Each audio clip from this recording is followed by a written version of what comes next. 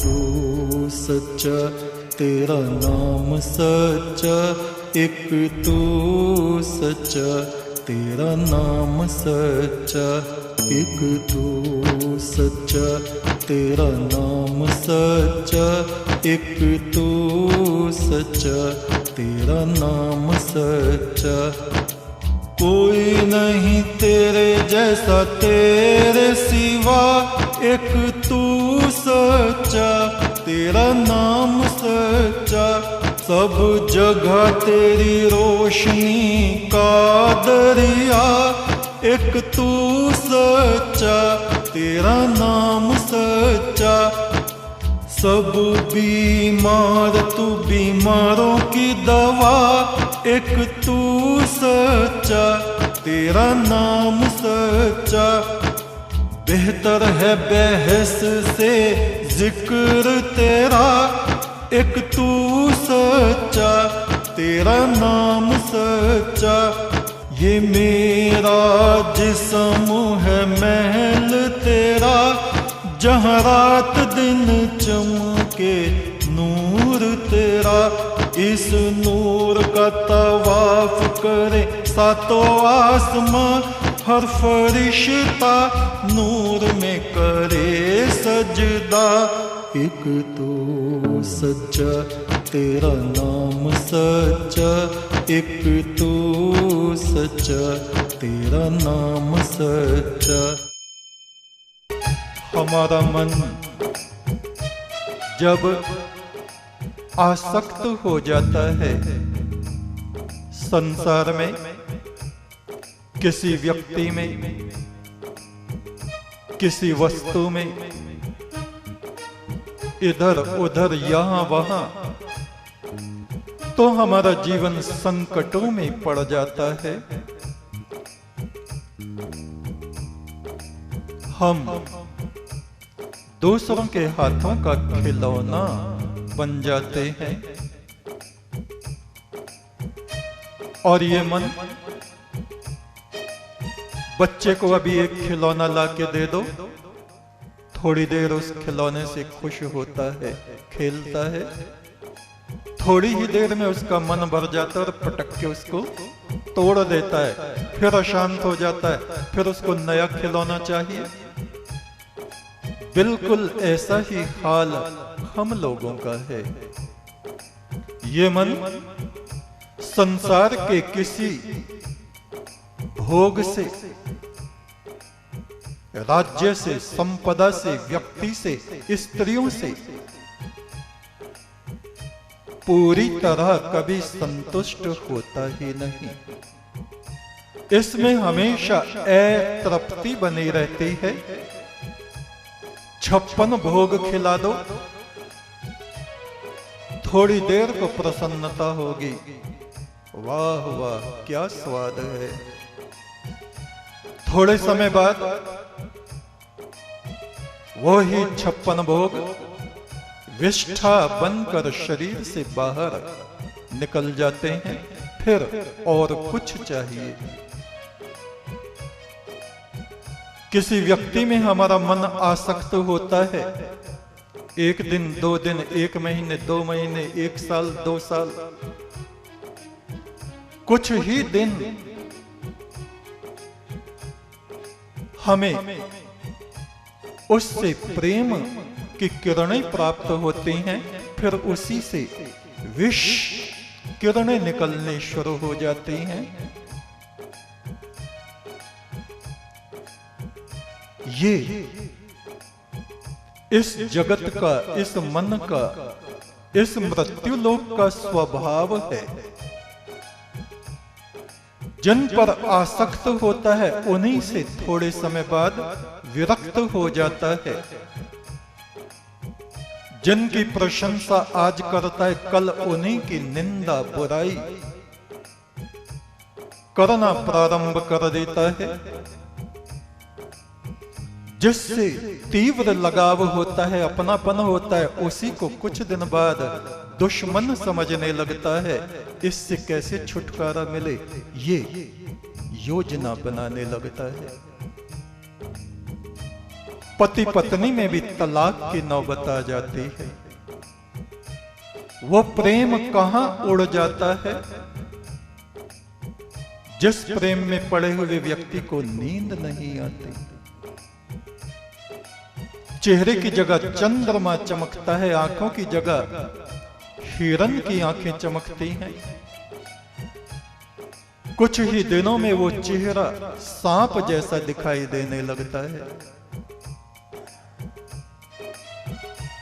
आज जो सौंदर्य हमारे भीतर चमकता है, आकर्षण चमकता है, कुछ दिन बाद वो वहीं लौट जाता है जहां से वो आया था, और मनुष्य खाली हाथ फिर से नई तलाश में लग जाता है। और इसी में हमारे जन्म के जन्म, जन्म के जन्म, जन्म के जन्म बीतते चले जाते हैं। और ये तब तक संतुष्ट नहीं होता जब तक वो परम पुरुष अपनी मैत्री, अपने दिव्य प्रेम का अमृत इसके होठों से नहीं लगाता। तब इसको अक्षय आनंद की प्राप्ति होती है। अक्षय जिसका क्षय न हो, और संसार का लगाव आज है और थोड़ी देर में धीरे धीरे धीरे धीरे घटता घटता घटता खत्म हो जाता है। जगत में डूबा मन सदा संकटों में डाले रहता है। जगत में डूबा मन सदा संकटों में डाले रहता है। कभी किसी और कभी किसी में मन आसक्त रहता है। कभी किसी और कभी किसी में मन आसक्त रहता है।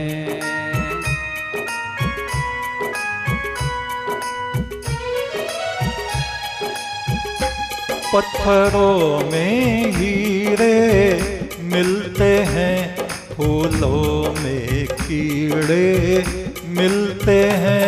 पत्थरों में हीरे मिलते हैं, फूलों में कीड़े मिलते हैं। अंतर आत्मा जाग जावे तो नर में नारायण मिलते हैं। आत्मा जाग जावे तो नर में नारायण मिलते हैं।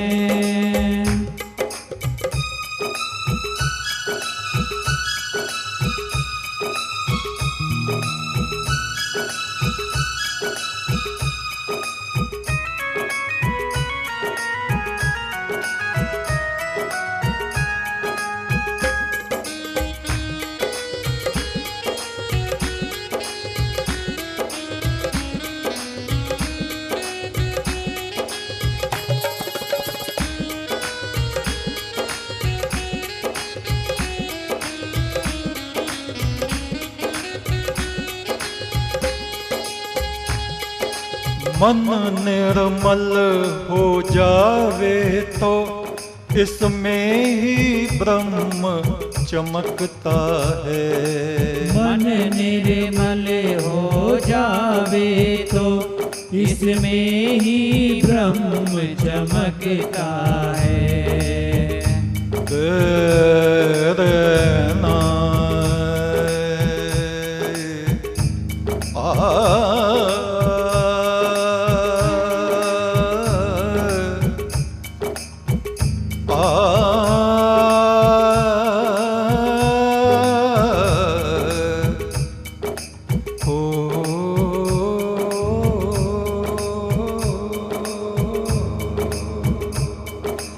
मन निर्मल हो जावे तो इसमें ही ब्रह्म चमकता है।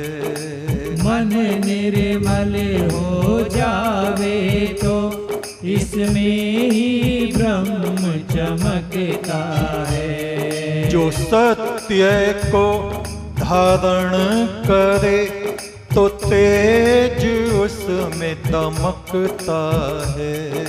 जो सत्य को धारण करे तो तेज उसमें दमकता है।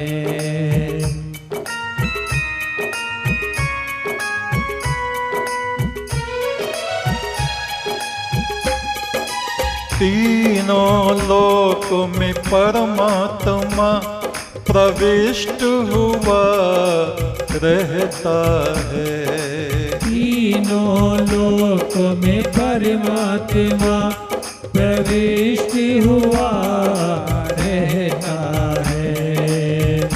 ये हमारे शरीर जो दिखाई देते हैं ये नाशवान है। चाहे मनुष्य का शरीर हो, देवताओं का शरीर हो, पशु पक्षी वृक्ष सब अपने समय आने पर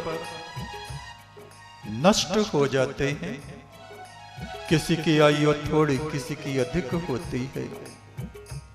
इस शरीर में निवास करने वाला जो जीव आत्मा है इसको अविनाशी कहा गया है। और जो तीनों लोकों में प्रवेश किए हुए है, प्रविष्ट है, वो इन नाशवान अविनाशी इन दोनों से अलग तीसरा ही परम पुरुष परमात्मा परम ब्रह्म कहा जाता है। सत्य के द्वारा उसकी उपासना होती है। तीनों लोक में परमात्मा प्रविष्ट हुआ रहता है। तीनों लोक में परमात्मा प्रविष्ट हुआ रहता है। अपनी दिव्य ज्योति से आत्माओं को ढके रहता है। अपनी दिव्य ज्योति से आत्माओं को ढके रहता है।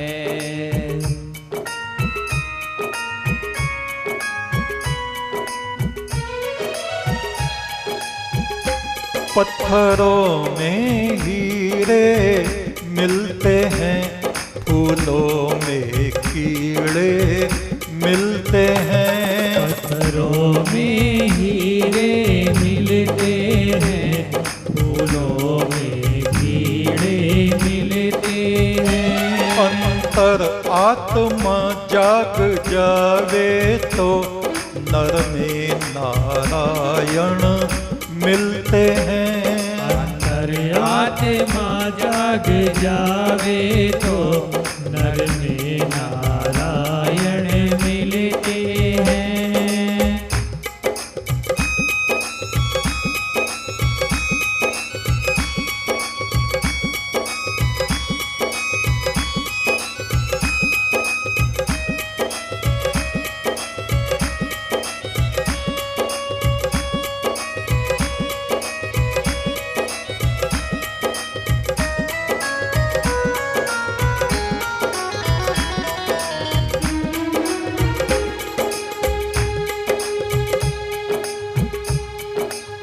महापुरुषों की चरण धूलि में जब कोई स्नान करता है, सत्पुरुषों का सत्संग करता है, उनसे अपने प्रेम को बढ़ाता है, गुरु से जो द्वेष नहीं करता वह गुरु के अमृत ज्ञान को पाने का अधिकारी होता है। उसके भीतर के राग और द्वेष की मैल छूट जाती है ज्ञान की धाराएं उसको पवित्र बना देती हैं। गुरु की आज्ञा में रहना, सत्य का आचरण करना, छल कपट न करना, मिथ्याचार से बचना, ये बातें जिस पुरुष में आ जाती हैं वह उस सत्य के प्रकाश को धारण करने लग जाता है।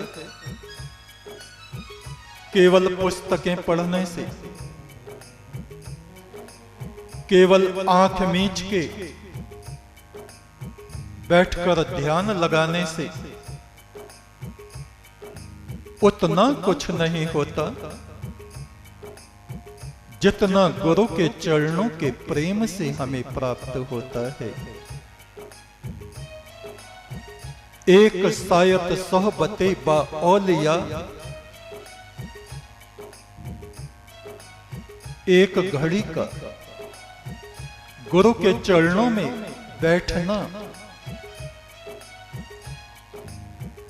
उनकी अमृत किरणों को अपनी आत्मा में ग्रहण करना बेहतर अज सद साल ता अते बेरिया। सैकड़ों साल के कठोर तप से बढ़ के सतगुरु के चरणों की प्रीत से उपजा ज्ञान होता है। महापुरुषों की चरण धूलि में जब कोई स्नान करे, महापुरुषों की चरण धूलि में जब कोई स्नान करे। क्या हुआ जो बैठ गया दो लोचन मूंद के बैठ गयो, बक ध्यान लगायो बगले की तरह। दोनों आंखों को बंद करके कोई ध्यान लगा रहा है और मन कहीं और। नहात फिरे सात समंदर लोक गयो, परलोक गवायो। तीर्थों में समुद्रों में मारे मारे फिरो, जब तक अंतरात्मा में गुरु का प्रेम नहीं उत्पन्न हुआ, उस परम ब्रह्म की ज्योति उत्पन्न नहीं हुई, सब कुछ व्यर्थ चला जाता है। बास कियो बखयान सो बैठ के ऐसे ऐसे बैस गमायो। दिन रात कथा भागवत करते रहो, ग्रंथों के पाठ करते रहो, कुछ भी नहीं होता जब तक हमारी आत्मा में ईश्वरीय प्रेम, गुरु के चरणों के प्रेम की धाराएं प्रवाहित नहीं होती। महापुरुषों की चरण धूलि में जब कोई स्नान करे, महापुरुषों की चरण धूलि में जब कोई स्नान करे। राग द्वेष का मैल छूटे, ज्ञान उसे पावन करे। राग द्वेष का मैल छूटे, ज्ञान उसे पावन करे। केवल गुरु की शरणागति जो गुरु के दिव्य प्रेम में निमग्न हुए,